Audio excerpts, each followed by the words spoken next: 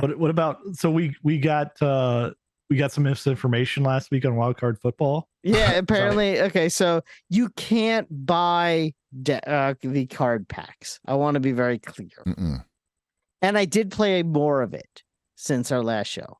A good amount more. I finished the first tree, and I'm just about done with the second tree of games in the wild card section as I slowly build up my team.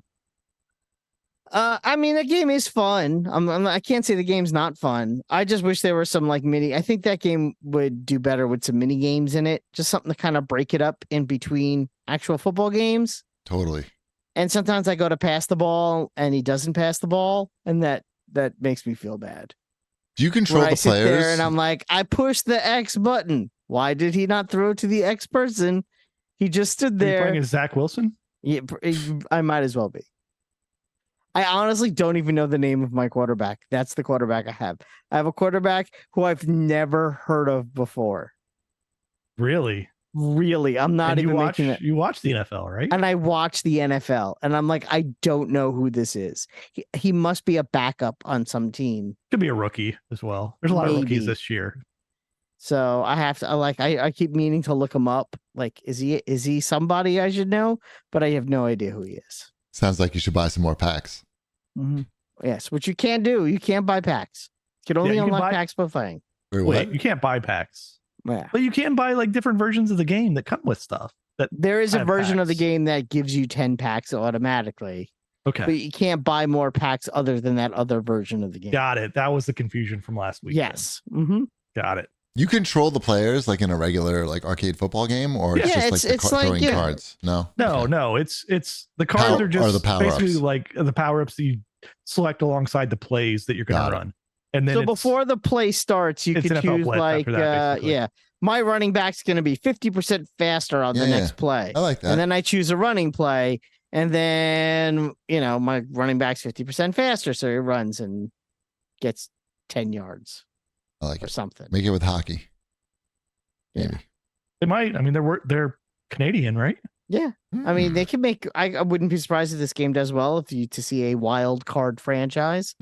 Wild card hockey actually might work really well. I mean, this is the same team that did the arcade WWE game too. The one that was arcade looking. Yep. Oh yeah, I forgot what that's called. What else we playing? I got a code. Wombat got me a code for Spellbound Survivors for PC. This is it's like Vampire Survivors. It's very similar to Vampire Survivors, but not by the same. But people. Not by the same company, and not with like Castlevania style graphics. Okay. The graphics are not as compelling as Vampire Survivors. You play as the first character that I've played at, which is the only one I've unlocked so far, is a like Ronin style character. But it's the same type of thing, right? Like you're going around in circles, auto attacking and powering up your different attacks as you get them.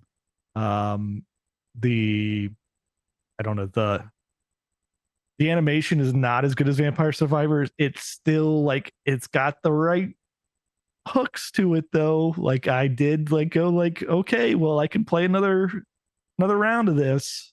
So you're gonna finish it. You'll finish it. It's weird, like because it's like it's clearly like I'm sure the developers of it would say like, hey, we're big fans of Vampire Survivors, so we made a game like Vampire Survivors. It even has the same name in it. Right. We took 50% of the name. We took all of the gameplay and half the name. Yeah. We're kind of a fan of the game. I don't know if you've noticed. We've played it a few times. So, but I mean, there's not that many games in this genre, so I guess this is the Survivors genre now. I don't know. I'll keep playing it. It doesn't have the depth to it either of Vampire Survivors, and like I haven't noticed as much like secret stuff. Like there's a lot of like hidden stuff and lore in Vampire Survivors, and a lot of ways to combine and make things, and there was a lot to that game, even though it was simple. This one seems like it's more straightforward and has the gameplay, but I'm going to keep playing it. I won't lie about that, but I guess if you've played all of Vampire Survivors, which I have, You need something else. this is something else. More survivors. More survivors. I mean, it seems like a genre that you'll see more games from because they're probably Totally. not, I'm surprised not we expensive haven't. to make, probably. I'm surprised we haven't already. It will work with all kinds of different looks. Yeah.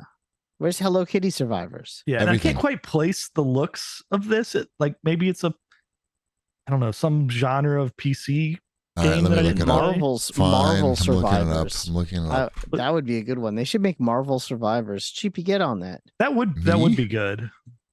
Yeah, I don't know. Spellbound Ship, Survivors. get on that. Marvel Survivors. How do we get that to happen? Okay. Where you probably start with like Wolverine, right? You would start with Wolverine in Marvel. Yeah, you start with Wolverine. Yeah, how come it doesn't look as good as Vampire Survivors? They're going for the same thing, but it doesn't look as good somehow. I'm not sure why. Very similar style, but yet I don't know. Didn't quite make it. Yeah, I don't know. I can't complain about it. It's just not as good as like Vampire Survivors is very good. Right. So sure. But yes, I agree, Wombat. I like your idea of licensed properties. Licensed Survivors. I mean, there's that other game. There's that Dungeons and Dragons game that's on Xbox and PC. The one, those clicker style games where you don't have to do anything. Mm-hmm. There's a Dungeons and Dragons one of those. I'm surprised there isn't a Dungeons. I mean, maybe Dragons this is what they do to save Halo. Mm-hmm. Just make it Halo Survivors. Yeah, just a first person game of these where you don't have to shoot. You're just running around as Master Chief. Mm-hmm. You don't have to run or shoot. No, you have to run. That's the whole thing. Is like you have to run. You have to move. Right. Like the I feel added like a thing to first this would be person like Survivors game would shoots. be weirdly nauseating. I think it could work. I would probably play the shit out of Marvel Survivors. What if, and I hate VR, but a first person Survivors VR game could work. Ugh. I mean, because it's the exact opposite. It would be the opposite though, because you're not, you don't want to move. VR sucks. That's right. Right. It's about moving as little as possible. For a second, the VR sucks. If you could actually move in VR, that would be great. Yeah, but you can't move. Yeah. So yeah, no. I'm telling you, Wolverine, you play for like 20 minutes, you get Spider-Man. In the last character unlocked would probably be like the Hulk. Yeah, people would buy that. They would sell. Yeah. What else we playing?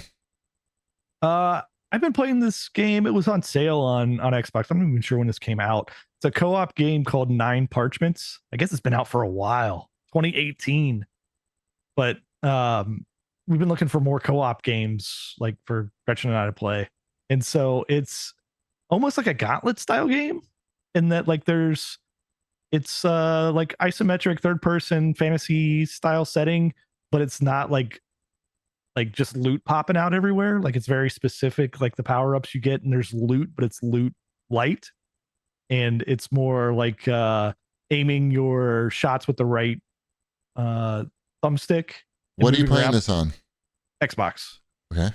So the interesting part about it is that you cannot turn off damage, which like you're damaging the other person. Uh-huh. But you're aiming your spells, and like so you can also get like healing beams. Okay. You could shoot at the other people, but it's almost got a little bit of like a shmup playing style to it, the same time that you're doing like Gauntlet style gameplay. So it's interesting. I think the level variety could use some work, but if people are looking for something co-op to play like locally, it's not bad. And I think it was on sale for pretty cheap on Xbox. It's old. Yeah, it's pretty cheap. What's pretty cheap? It starts at normal price is $20. It was less than 10. Okay. There's been some really good sales. I mean, less than 10 seems like yeah, you can't really go wrong with less than 10. I picked up. I had most of this already, but I picked up Mortal Kombat 11 and Injustice 2, like the all-in editions of both of those. You got RoboCop now. They were on sale for $10 for both of them on Xbox. Good price. Yeah, That's that was a like great a price. Yeah, that was like a. I have most of this already, but I'm just gonna go ahead and give them $10 for Everything I'm missing. Yeah. Yeah. Would you let your kids play Injustice? There's no blood in that. They're so I think mean, though. the Joker stuff is a little bit Dicey. over the top. Yeah.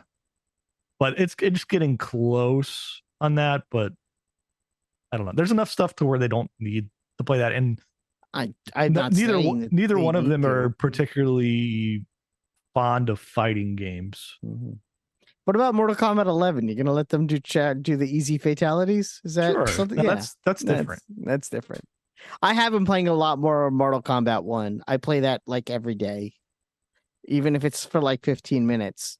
I enjoy going through that invasion mode. I haven't finished that yet. I'm really close to the end of it. So I just play a little bit every day, and I'm like, I'm gonna finish this, and I'll get to the end. It'll be anticlimactic, but at least I could say I finished it. As I unlock, I have so many. Like, there's the seasonal store where you get the seasonal currency to get the seasonal outfits, and I don't really love them all that much. So I have like 40,000 seasonal coins, and I'm just like, I don't know, what's the most expensive thing in the shop? Wait, there's seasonal coins that would happen. They expire at the end of the season. Yeah, they expire at the end of the season. Sounds great. Well, it's not like you're paying anything extra for them. It's not a real money thing. Just another currency. It's just another currency. And you can unlock like this season. For some reason, everything is like red and orange. I guess it's supposed to be for fall. That's my guess. And I'm like, how many red and orange versions of each character in red and orange do I need? So, how many was it? It's like two or three per card. For Sub-Zero, there's like six different versions of Sub-Zero in different shades of red and orange. And I have 2 of them, and I'm like, that's good. It's good enough.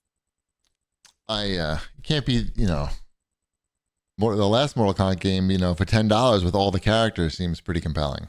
No, that's great. And that game is so good. Mortal Kombat 11 well, you could buy Mortal Kombat 11 with all the characters for $8.99. It was on sale. Yeah. Or you could get it with Injustice 2 and all the characters. Oh my god. For $1 more.